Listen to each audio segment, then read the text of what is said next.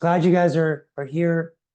We've been covering Amazon for so long with so many different webinars. We thought, let's just kind of push some of the old school stuff aside and talk about things that are a little newer, a little more novel, but still vitally important. Um, my name is Nick Rajpal. I've been at Agile, um, formerly known as Exclusive Concepts, uh, for 16 years.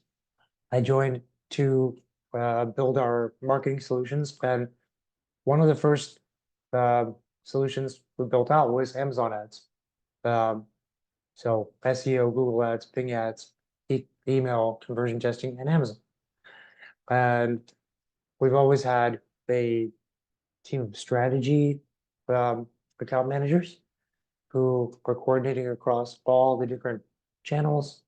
Had the honor of leading them. That team grew a lot over time, and now I manage a department called the strategy department.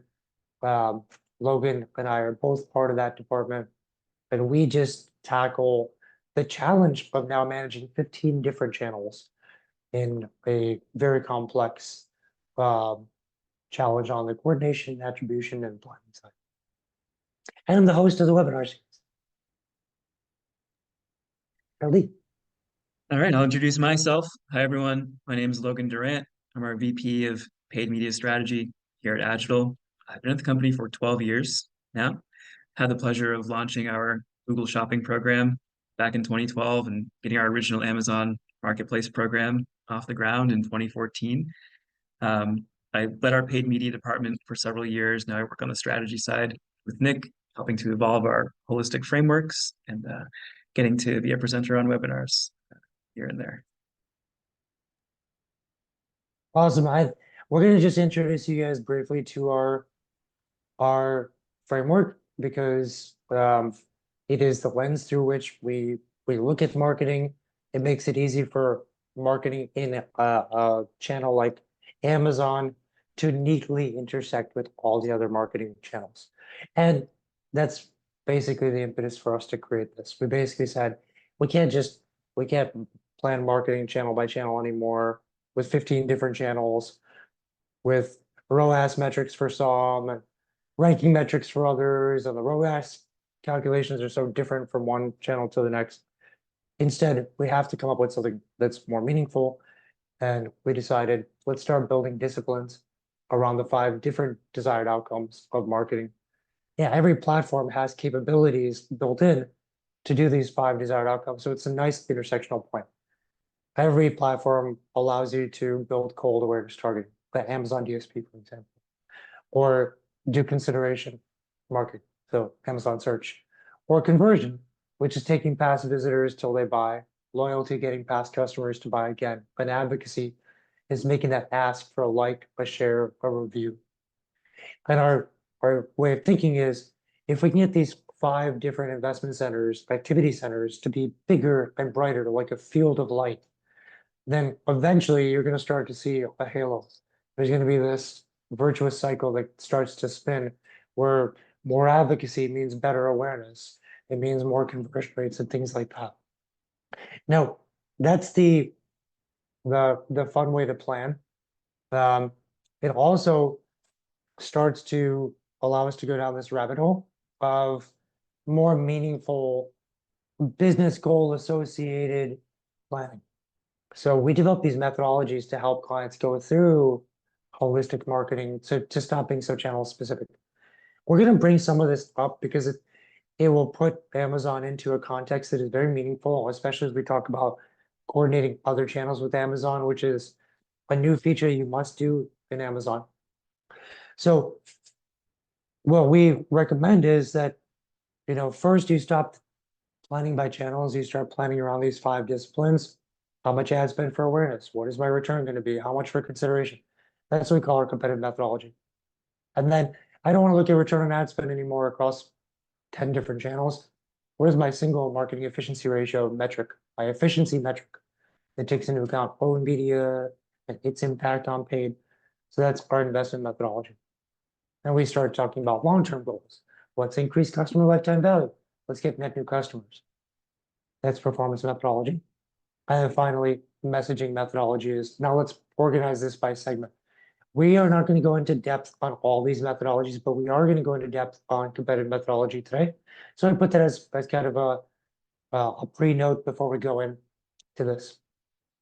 So we're going to dive right in to the different opportunities, the new ways to do things. And the first is to truly harness the A10 algorithm, which is the current version of Amazon's algorithm. So as a refresher, before A10 was A9. And A9, most of us have figured out how it works by now. It was launched 21 years ago. It ranks products for a keyword based on how many sales that product is getting, units sold, amongst people searching for that keyword. It was very keyword specific, very product specific, based on units sold. And if you wanted to show up number one organically, that's the algorithm, the A9 algorithm is organic ranking. If you want to show up number one organically for a keyword, you first optimize for the keyword, and you're going to start at like number 500 because you haven't made a sale yet. And then you pay for a spot in the advertising on page one for that keyword. And if you just make a couple of sales, all of a sudden you have sales velocity. A sale from an ad is the same as a sale from organic in the A9 algorithm. And that's how you start to establish with Amazon a track record of sales between a product and a keyword, and you build up momentum. Yeah, someone just asked if we have the slides. Everyone's going to get the slides and the recording. So 5 years ago, almost the anniversary, 5 years, Amazon switched from A9 to A10. And they didn't change much, but what they changed was meaningful. They basically said, if you pay for a keyword and you show that you can have sales for it, that'll be factored into organic. You make sales from organic, search in Amazon will give you credit. Now, if you take one more step, then you help Amazon out by advertising your Amazon product on other channels, and you bring in traffic to Amazon that buys on Amazon.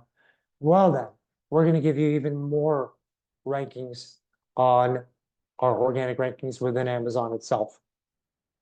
So getting the best of A10, you think about things in a slightly different way. You're like, well, one of the things I can do with my Amazon listing is help it rank better on Google. So Google's algorithm for ranking means I can't have duplicate content. I can't be too spammy. Duplicate content is a rule created by Kerry Grimes in 2008. It can't be too spammy. That's because of Penguin released in 2012. It can't be too shallow. That's because of Panda released in 2011. I've got to create Google SEO worthy content on my page. Great. Then the next thing is you start activating your marketing across other channels to pull people into your Amazon PDP. And luckily, Amazon created this benefit, and then they also created a vehicle for this benefit at the same time. They said, with Amazon attribution, go and advertise on search, Google search, on social, like Meta, on display ads.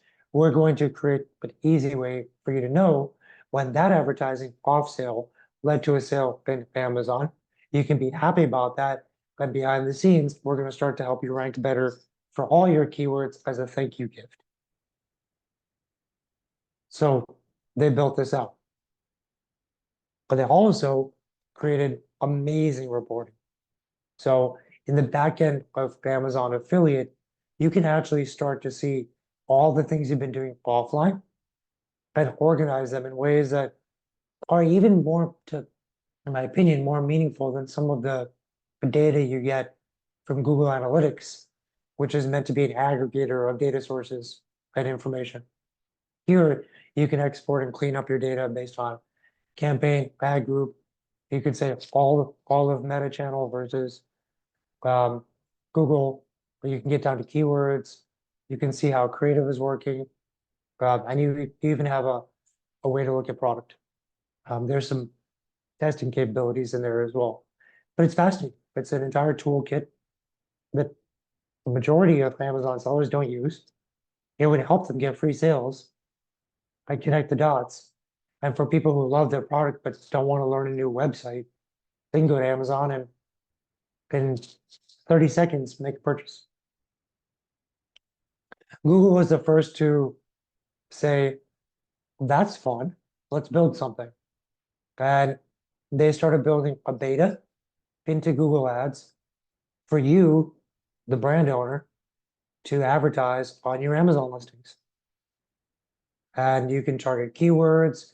You have all these ad extensions and callouts that you can control and test. There's image callouts, dynamic image, very versatile ad formats. You can choose who you target all the way down to affinity using the power of Google, but also getting clear data from how many sales you made on Amazon. So all of a sudden you're Google and Amazon. So there's no wall between them anymore. Other platforms follow.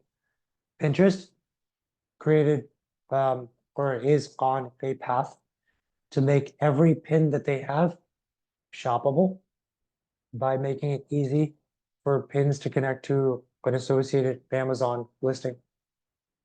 Because of TikTok Shop and the rise of TikTok Shop and some challenges Meta's had with social commerce, even though today's social commerce on Meta is doing really well, they organized and set up a buy with Amazon option right in Meta Ads, which is absolutely brilliant. If you don't mind paying a little bit for an advertisement, a little bit to Amazon, and still having an efficiency between that cost of advertising and commission to Amazon that is competitive to your entire advertising fee to make a sale on Google Ads or Meta Ads on your website.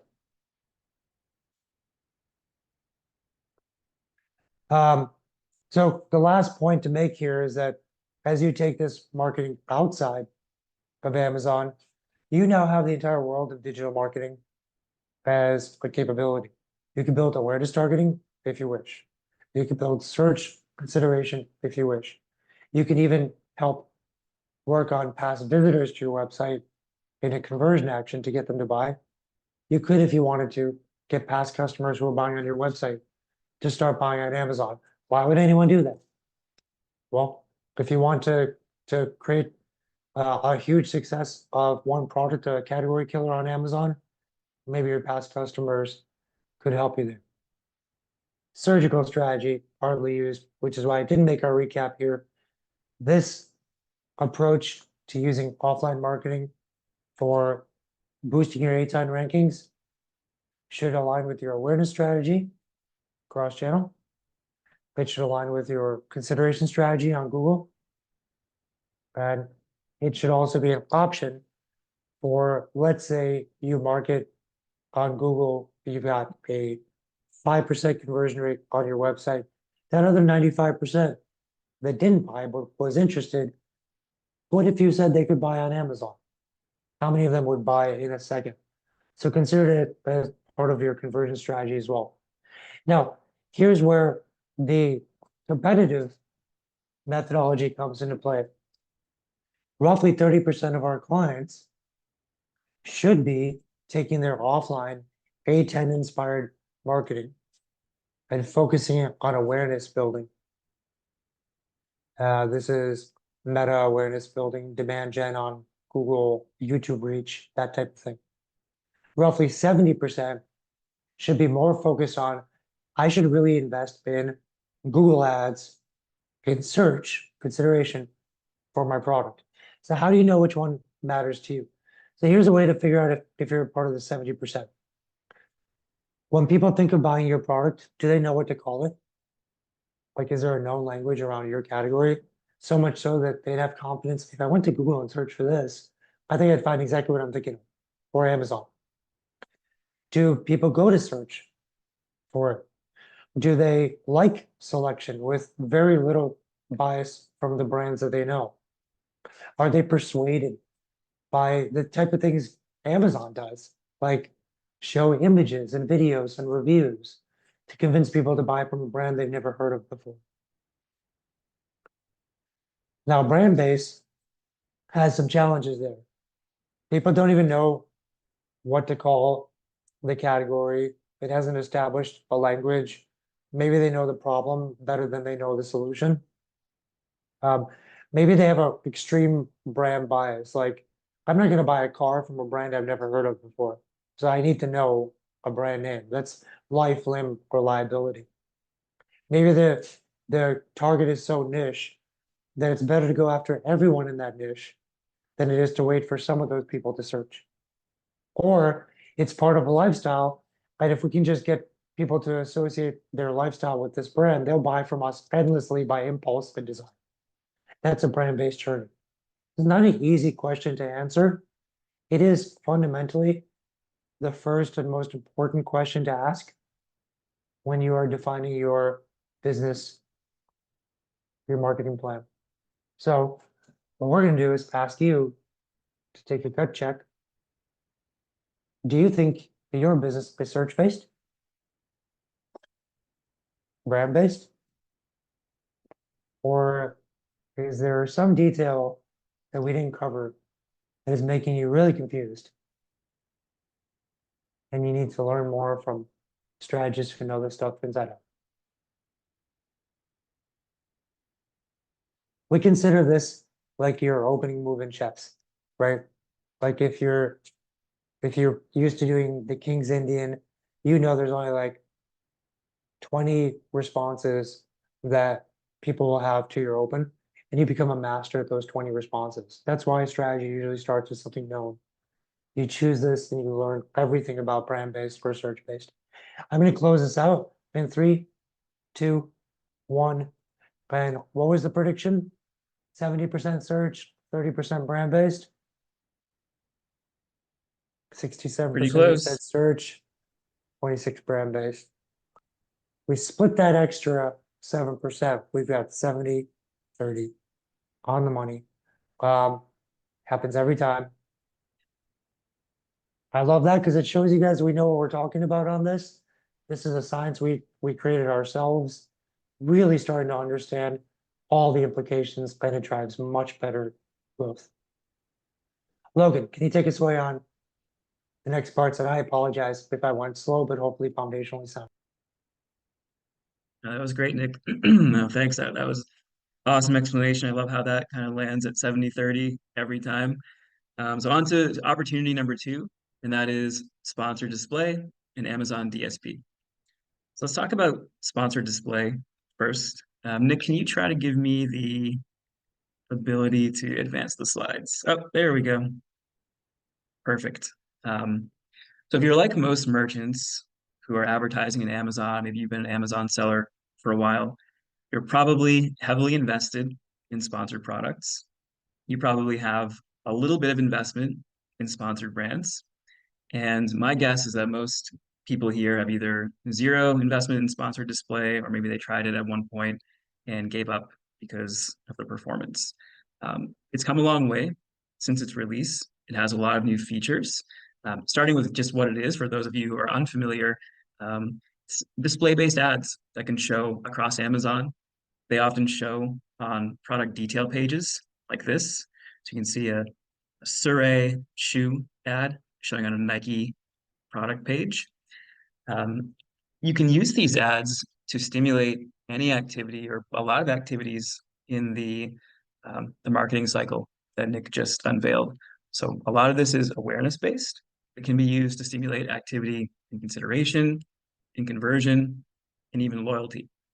And the big reason to use this is, like, I'm sure most of you, you've been doing sponsored products for a while. You're hitting that point of diminishing returns. You're saying, okay, where else can I expand? How can I reach more people? But also, how can I do it at a reasonable ACoS and relatively low CPCs? Sponsored display, I think, is worth a look in this. It's CPC based. There are no cost minimums. It's good for advertising your existing Amazon products, but also great for any new to Amazon products that you're trying to break into the ecosystem with. Has a lot more targeting capabilities today than it did at launch. Um, when we're talking about cold audience targeting, there are four main ways to get in front of people. One, targeting people who are in market for your products. So Amazon kind of does this a little bit differently. If you think about, if you're familiar with in-market audiences on Google, Google uses like search behavior, website visits. Amazon is a much more closed ecosystem. They use their first-party data a lot more. They have a lot more of it, and they'll use it to a much greater degree than Google can because of that closed ecosystem.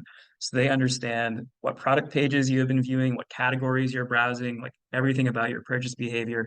So this in-market audience targeting can have real precision in your ads. The next would be lifestyle-based targeting.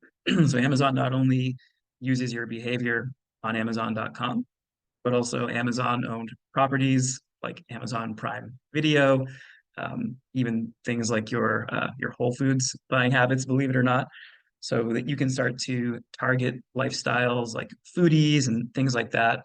These aren't people who are actively searching, and you can kind of think of this as like a one-to-one-ish with Google's affinity targeting. The next is interest targeting. So these are high frequency buyers within a category.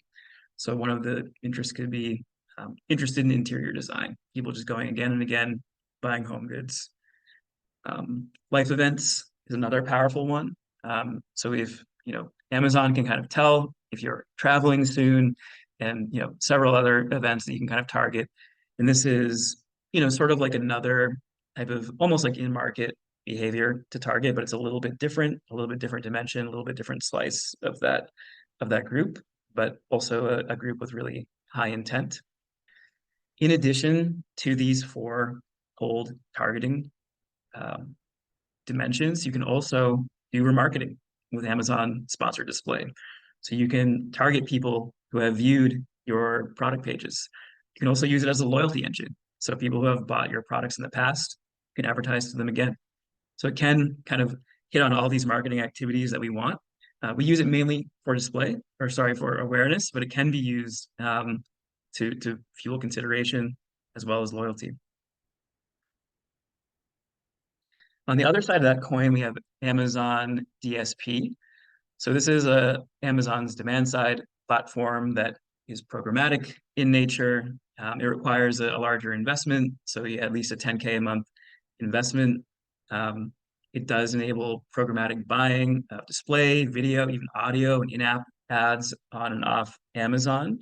You can reach audiences even on other Amazon-owned platforms like Fire TV, Audible, Shopbop, Twitch, Zappos, so many. And you get a lot of advanced targeting here. So I think Amazon Sponsored Display is nice. It has decent targeting features. The reporting is a little light. Here you have a lot more precision with the targeting. You can even do like geo targeting, things like that. Advanced targeting features that aren't available in Amazon Sponsored Display. The optimization ensures that your performance metrics are met and the budgets are balanced. And this is kind of like a nice complement to that A10 algorithm that Nick had introduced, because you can use this off Amazon advertising to drive on Amazon sales velocity, and thus increase your product ranking, and kind of have that virtuous cycle happening through Amazon DSP.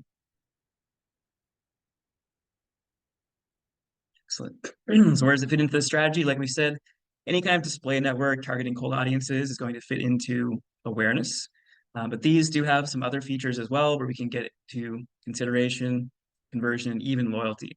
So can use these as a remarketing engine and a loyalty engine as well. All right, opportunity 3. This is sponsored brand video. So sponsored brand video, I think, was sort of an overlooked ad type, an ad unit. We wanted to feature it in here because it's in the ecosystem, it's available, but not a lot of merchants take advantage of it. And it's a really amazing ad unit. So what it is it's, if you do a search on Amazon, you're like scrolling through the results, most of the listings are going to be like these static product image listings like you're used to seeing, like product listing ad type of images that we're always used to. Then once you get halfway down the page, maybe you'll see this like amazing sponsored brand video that's compelling, it's bigger, it's autoplay. So as you scroll past it, it's playing. These ad formats are generally more attractive, more eye-catching. Um, your video can be anywhere from like 6 to 45 seconds long. We recommend something in between there. It allows you to feature one product. So you have, one product here that aligns tightly with the keyword that you're targeting. To do these, you have to have your brand registry in Amazon. And they're really easily put together through the Sponsored Brands Creative Ad Builder.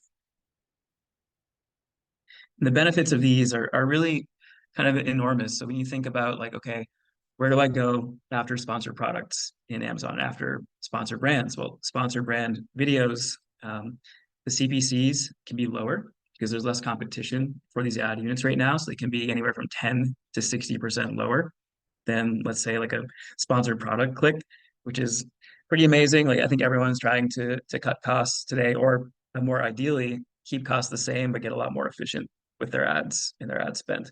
So this type of ad unit is a way to get you there and to raise your diminishing returns curve up in Amazon. They generally have a 100% higher click-through rate than the average sponsored product listing, which is amazing. And all of that put together leads to 20 to 40% higher ROAS. So it's a great ad unit to take advantage of if you are already, advertising in other ecosystems like Google Ads or Meta, and you're doing video advertising. So it's a great way to kind of just like reuse those videos that are product-centric, product-focused videos, use them with Amazon sponsored brand videos.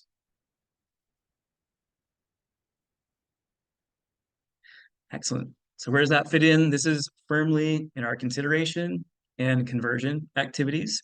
So consideration, again, being that non-branded search. So if someone's searching for air fryer, like you want to show up, those are searches that are very important if you are a purveyor of air fryers.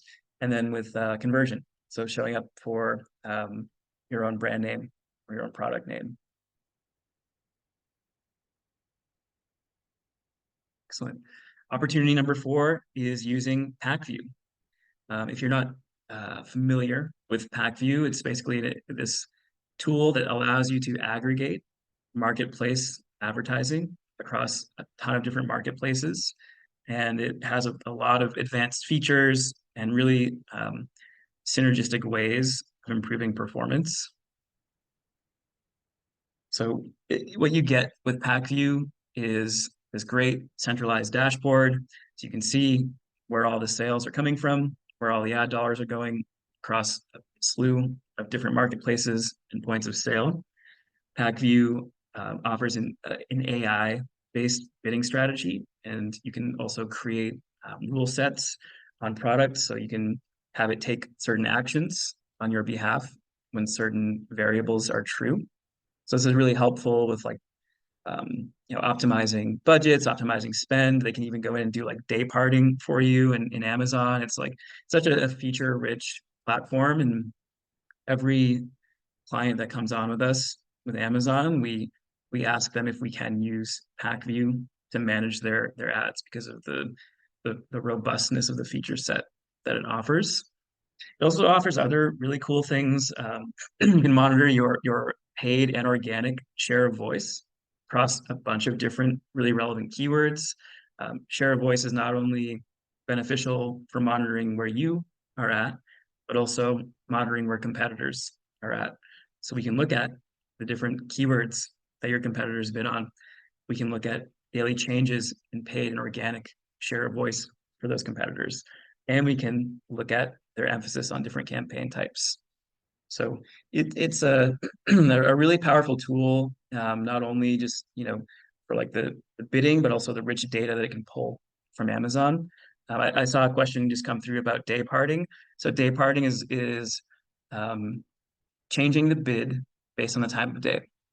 So like a lot of, like an old school day parting, you think of it like a lot of people would say, okay, between the hours of 12 a.m. and 6 a.m., I want to reduce my bids by 30%, because I know the conversion rate is lower at that time, the intent is lower, the quality of search is not as high. Platforms like Google Ads offer an automated solution to do this. You don't have to think about that in Google Ads anymore. You still have to think about it in Amazon. The problem is they don't really give you the ability to do it natively. So that's why you need PackView. PackView can enable this sort of rules-based bidding based on time of day, day of week, things like that. Great question. They also give you a robust keyword research engine. So you can look at, it's powered by Helium 10, which is a powerful tool. And you can do keyword research on, finding related keywords, related ASINs. So you can find new keywords to add to your keyword targeting. You can find new ASINs to target with sponsored brand targeting, for example. You can identify new products to bring on to Amazon based on different keyword research criteria. You can also use it for organic keyword research and incorporate all these relevant keywords that you're finding into your product display, product detail page content. So there's a lot of uses for this tool to find valuable keywords. Helps both paid and organic efforts on Amazon.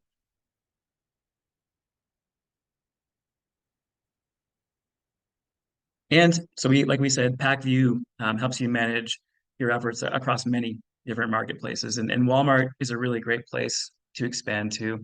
So if you are on Amazon, and Walmart, this is an amazing tool to kind of manage the efforts across these marketplaces. You get all those insights, where the budgets are going, where the ad dollars are coming from. It also gives you kind of like these nice cross marketplace insights on the product level, understand, if there are deltas in product performance on Amazon versus Walmart, how you might be able to capitalize on those opportunities, on those deltas. So it's for any merchant that comes to us who has a presence on both Amazon and Walmart, we would say PackView is almost a must in terms of the feature set it has and the way it can improve performance. Okay.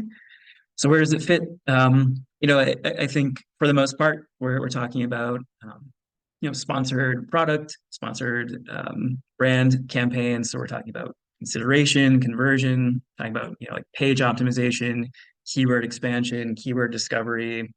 So it firmly fits in this consideration and conversion piece as well. Cool. Opportunity number 5. This one is kind of it's a concept that I think a lot of people had at the outset of Amazon advertising, and when people like actually figured out that you could improve your organic ranking based on improving the sales velocity of a product through sponsored products or sponsored ads. But it's kind of hard to measure, right? Like the whole thing was like, yeah, we kind of know that it's there and that there is an impact, but it's difficult to measure. So we've built tools internally, proprietary tools, our Agile reporting platform that can help you capitalize on trends that you're seeing. So one of the things that we have is just organic reporting. So understanding on an ASIN level, how many ASINs are best of page one or top of search, or maybe within striking distance of top of search, kind of like measuring that over time. That's what you see with this top chart right here. And then you can drill into that and just see like the number of ASINs in each of those buckets, the number of search terms that align with those ASINs, and then even the ASINs themselves. That's the second table. And then the third one is we can start to measure relationships between sponsored product ad spend and organic ranking over last 7 days, last month, different time frames. You can understand differences in organic ranking of different ASINs and keyword groups as they relate to sponsored product ad spend. So being able to understand how your organic rank might move based on how much money you're spending on sponsored ads in Amazon is a really vital relationship to understand. And as you find the ASINs that can move more meaningfully with more sponsored product spend, that's when you found like a gold mine to continue feeding into. It's it's a virtuous cycle of more and more revenue.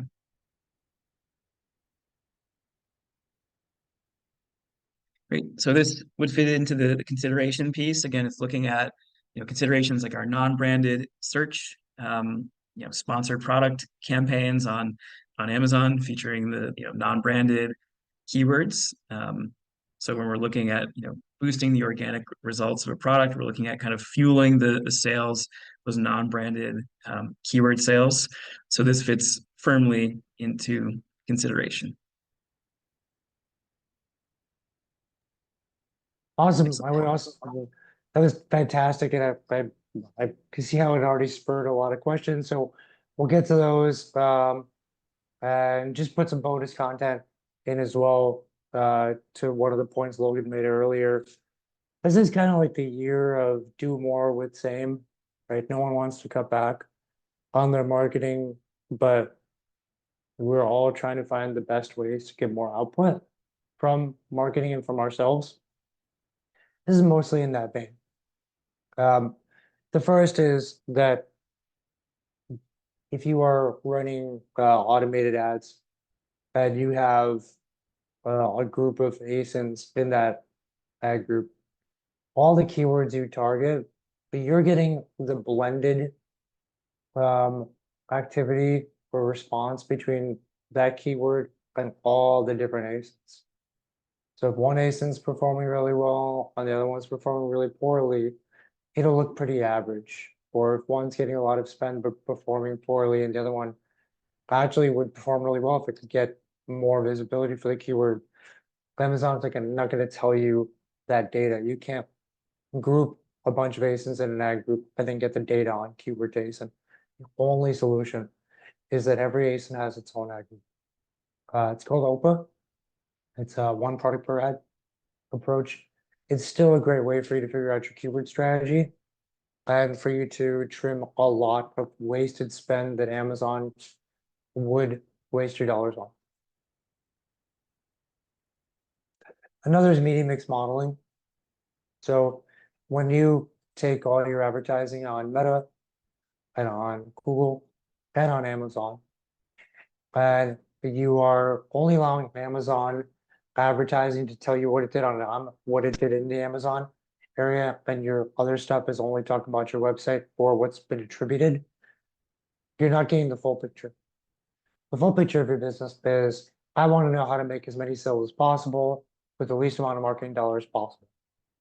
So to accomplish this, you need to take over one periods of time, how much you spent in channel 1, 2, 3, 4, and your sources of revenue, website, Amazon, etc. And you need to run a multiple regression model against that data to figure out how increases in ad spend and small changes over a period of time created a lot of revenue. And you're trying to figure out essentially which of your advertising vehicles has the biggest impact on revenue, and then take that data back into what if scenarios, saying, well, if product ads is 12 times more impactful than social across all my sales on my website and Amazon, what if I increase product ads by 50%? And you get a whole new plan of what the ad spend should be in the next 12 months, etc. This tool is available to all of our clients. It's built into our systems. Using brand analytics, one of the least utilized parts of Amazon, except for people who really get deep into their Amazon approach. But I would say this is akin to getting the type of data that you'd want from the back end of Shopify, but also you get better insights into your brand demographics, etc. It's right there in the back end of your Amazon account. Just go to brand analytics. You've got several dashboards worth of data, probably worth half a day's worth of your time to dive in, and it could change your entire understanding and appreciation of the Amazon platform. I would like feedback 5 as one of the reviews engines. Feedback Genius, Feedback 5, both great. But Feedback 5 has a really nice CSV tool where you can export all the reviews that you got and then run it into just a cloud generator online or cloud generator through Excel, however you choose. But this gives you a chance to really prioritize the way you write your bullets. What you'd want to do is focus on your happiest reviews to know what to highlight, and then focus on your least happy reviews to figure out what kind of warnings or cautions you can put out there before people buy, so you get less returns and less unhappy reviews. Video ads that Logan brought up earlier, there are ways to make them much more powerful. You want to educate. So you don't want to pay for a click unless someone actually liked what they saw. So you want to educate them on the product enough so that they're pretty ready to buy. You don't want to use fade ins and fade outs. You want to use short, choppy transitions to get a lot packed in there. 15 to 30 seconds is your attention span you can work with. Remember, there's no way to make it full size. There's no sound. So your strategy has to be a little different from what you have on TikTok or on Meta or on YouTube. And it loops immediately. So ideally, you have something that ends and goes right into the next section and doesn't look choppy. Something people can just keep watching over and over again before you pay for that click. That's all we wanted to share today. But we did have a poll, another fun poll, which is if you like the way we think about things, our holistic approach and planning between the brand-based journey and search-based journey, but you also would like Logan and the Amazon team to take a look at your advertising and see how are we doing in the different areas.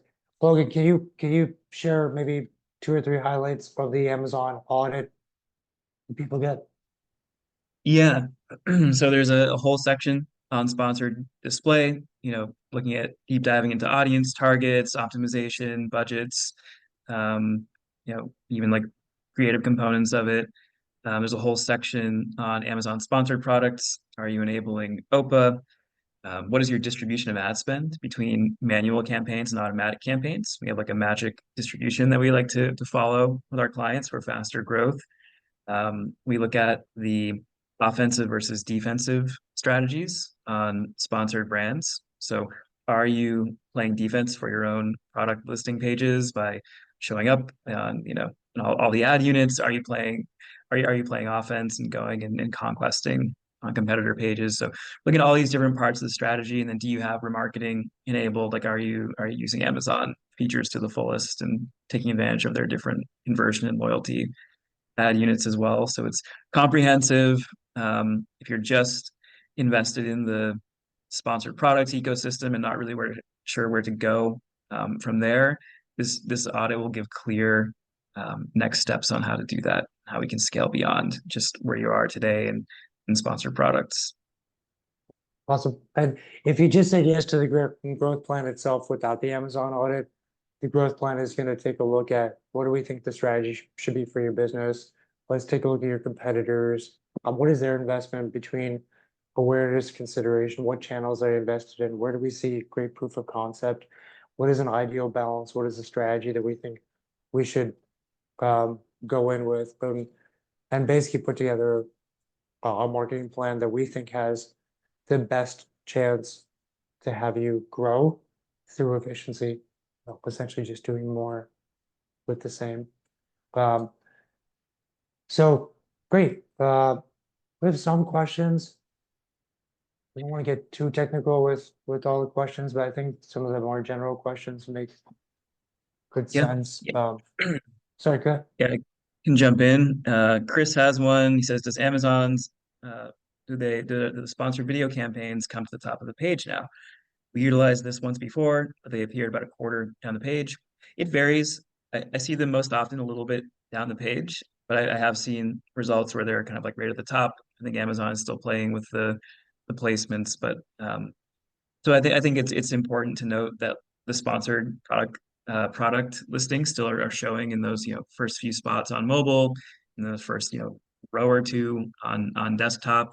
But this is an opportunity to kind of have visibility a little bit further down, especially on mobile as people are scrolling, and it's like super compelling and low cost, high ROAS. So regardless of the placement, we've really seen success with it with our clients. Justin asks, how's the bidding different than Quartile? So he's referring to the differences between PackView and Quartile.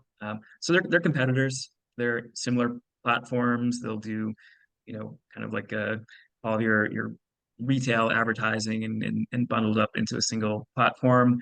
We like PackView because of the support we get from our agency partnership with them. It's an amazing partnership. The last Amazon webinar we did, I believe, was with PackView. They've been extremely supportive and helpful with integrations and strategy. So it's yeah, that's one of the reasons why we use PackView over Quartile. It's just that partnership, and it's also a lower price point. So when we think about what we have to charge for our service, we want to charge our clients as little as possible. So if we can get a similar feature set in PackView for less, that's optimal for us and for you guys. Yeah, Um, how much more do you sell when you branch out to Target or Walmart is a good question. First, I'll say that PackView also integrates with Criteo Retail. And through Criteo Retail, if you are selling on Target.com, Macy's.com, Kohl's.com, then you can just connect the two together. So your search strategy for Amazon can be added to Walmart, can be added to Target. Um, there is a bit of a rubric that I've seen us use to determine if an Amazon product that you sell should be sold on Walmart. And most of it is based on an expectation that Walmart will have a lower conversion rate and a higher cost per click. So it is in a way for most businesses that have established themselves on Amazon, they way to increase revenue while sacrificing efficiency. On Target, I would say at least what I've seen, anecdotally, it's in the same vein, if not one tier further in terms of gives you some growth, but a little bit less efficient.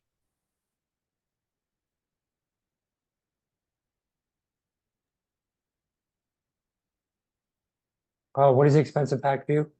Um, we get a tiny discount for our clients. It's $300 plus 3% of ad spend. And that can be used across Amazon, Walmart, etc. Did you get all the other questions already? I think you did, right? I think so. Some good ones today. I think we got them. Awesome. What efficiency do you get when using Backview? Well, yeah, I don't know if you want to answer that. I have some thoughts as well. Yeah, yeah. I mean, I think PackView has ways of changing bids and optimizing campaigns that Amazon just doesn't have natively. So, you're naturally going to get better results as you implement the right rules, the right settings, the right workflows within PackView. So I don't have a hard number, but it does greatly improve performance for our Amazon clients, which is why we use it. So you know, it's better for us because there are more features available and better for our clients with just, better ROAS or better ACoS, better performance. Yeah, and I would just say that it's based on your inputs as well. If you're trying to go towards more efficiency, then there are ways to convert keywords faster to exact, bring down your cost per clicks, things like that. But um, oh, when do we get the price for growth marketing plan audit? It's free. Yeah, we do not charge for our growth plan for our Amazon audit as long as we think you might be a good client for us, we go through that whole process. Logan and I will both be involved in the process, and it is a careful vetting of plan and opportunity for every client that we could potentially bring on, and hopefully lay a foundation for a very long-term relationship. So we take our time with that, but we don't charge for it.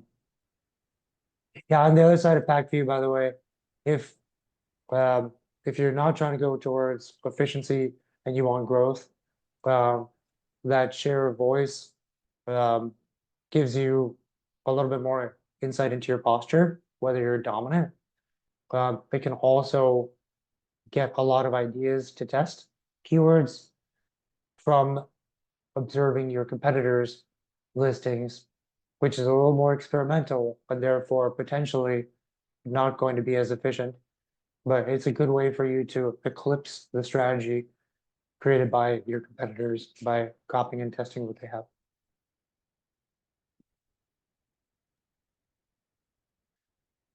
Ray, you've got a great question. What's the average ACoS on clothing? It depends what your business is. Are you a reseller of a brand? Maybe we'd want to keep ACoS in the sub 10, maybe sub 5 range and take more of an arbitrage approach. If you're um, the brand owner and you're trying to get a lot of movement and you've got 65 to 80% margins before Amazon and shipping costs, then we'd probably want to be more in the 20, 25, maybe 30 range of ACoS while focusing on a very high upside of net new customers and having a strategy for customer lifetime value or repeat customers. We would actually probably take a different lens, which would be using our customer lifetime value rubric to establish a target cost per acquisition that is in line with either short-term growth, efficiency, long-term growth, or a balance between. And we'd also set target cost per repeat sale.